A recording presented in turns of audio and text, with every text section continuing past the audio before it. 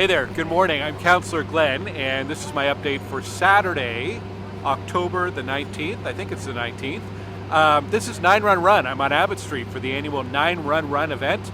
This is the 15th anniversary of this great fundraising run. It's a fundraiser for the First Responders Foundation, which supports mental health resources for our first responders here in Ottawa. This is the 15th year. There's over 1,500 runners. They're running in a 5K, a 10K, and a 15K, and there's also a family 1K as well. So lots of people here, lots happening along Abbott Street. Please come on down this morning and cheer on the runners. I'm sure they'd appreciate your support. We actually just saw the start of the 5K just a few minutes ago, so maybe you'll see some of the runners come through here while I'm doing the video. What else can I tell you? Oh yeah, if you are around this area today, be aware that Abbott Street is closed between Stittsville Main and Westridge until early this afternoon. There's some temporary closures on Westridge near Abbott as well, and you'll probably have some delays if you're coming down Stittsville Main Street, so heads up about that. Okay, my weekly updates. First, a bit of breaking news, so to speak. Not all of the waste pickup was completed yesterday, so if your green bin, blue bin, yard waste hasn't been picked up yet, leave it out at the end of your driveway. There will be crews around today, Saturday morning, to pick that up, and sorry for any inconvenience there. I wanted to talk a little bit about bike lanes, something in the news. The province wants to add another layer of bureaucracy and approve anytime a city wants to convert a vehicle lane to a cycling lane. Now, we haven't done a lot of this in the city of Ottawa. There are some examples like Laurier Avenue, O'Connor Street, but what I wanted to share was some numbers on how many people are actually cycling in the city of Ottawa, because it's going up. So citywide, 2011 to 2022, the portion or the ratio of people getting around on trips by bike, not for recreation, but for commuting or going shopping or going out to an event or something, the portion has doubled from about 2% to 4% of people getting around by bike citywide. Here in Stittsville, it's at 2.3%, but that's 4 times higher than it was just about a decade ago. And that's because of all of those investments in cycling infrastructure. It's really, really important. If one way that we can reduce traffic is by giving people more options to choose other modes of transportation safely. Cycling, walking, transit. As our city grows, there's just no way that we can keep widening roads or widening the Queensway and thinking that that's going to somehow solve traffic. There's just not enough physical space in our community. So one of the ways that we can reduce traffic is to give people safe options. And where the numbers make sense, I think it's a wise thing to do. Another quick stat. Laurier Avenue, one of those bike lane projects.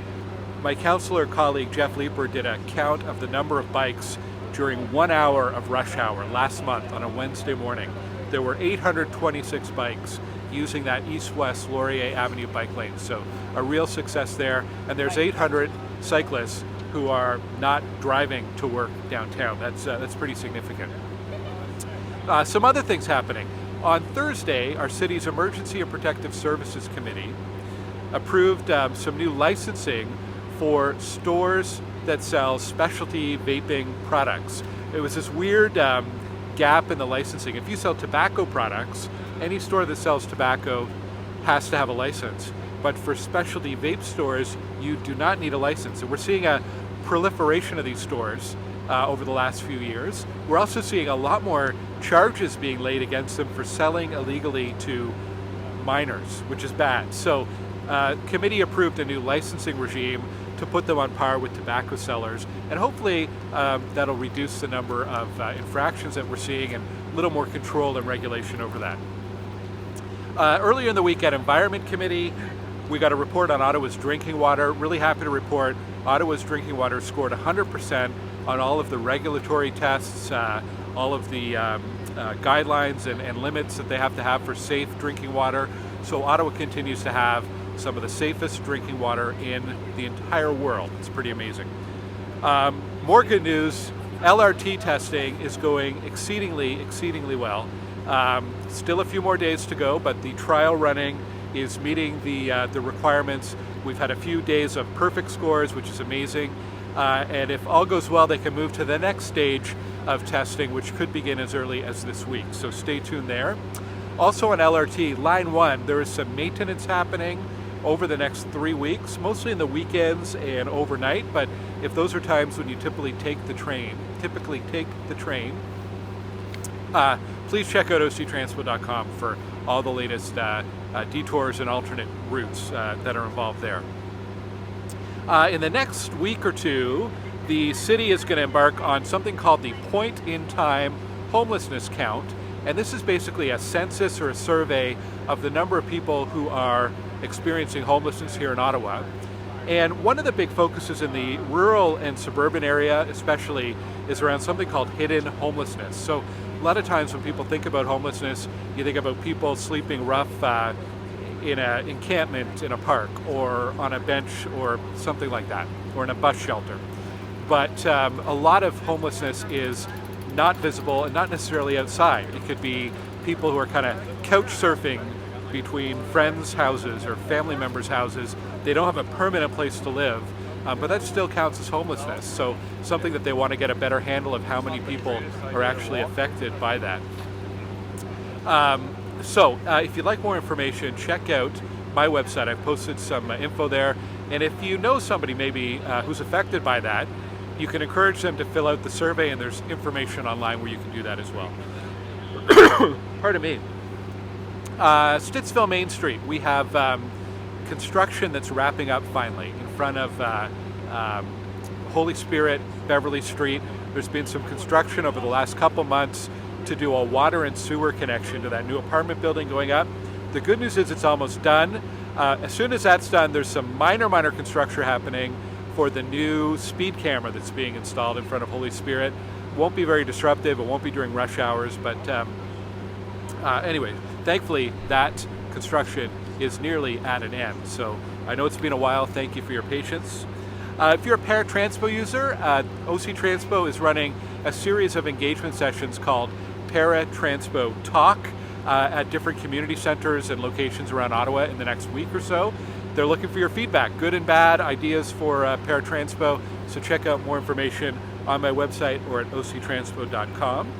I want to say a big thank you to everyone who has taken our transportation survey so far on Stittsville transportation priorities. Nearly 800 people have filled out that survey. It's amazing and really good data. If you haven't yet, please do at glengower.ca/transportation. We're probably going to close that survey this week, but thank you for participating. Some upcoming events other than 9 Run here. Goulburn Township Historical Society this afternoon at the library. They have an event called Sharing Family Heirlooms and Artifacts.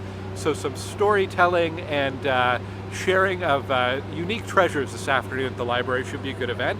October 27th, the Stittsville Muslim Association is doing kind of an open house, meet the neighbors event. They have a new location on Stittsville Main, and they just want to open the doors and welcome people to come check it out and learn more about what the Stittsville Muslim Association does. That's next Sunday, and you can find information about all this on my website at glengower.ca/events. And the last thing I wanted to mention is we've got Halloween coming up, and I'm looking for Stittsville's great Halloween decor. So if you know a house that's all decked out for Halloween, let me know about it. Maybe add a comment when you're watching this video or send me an email. I'd love to check those out.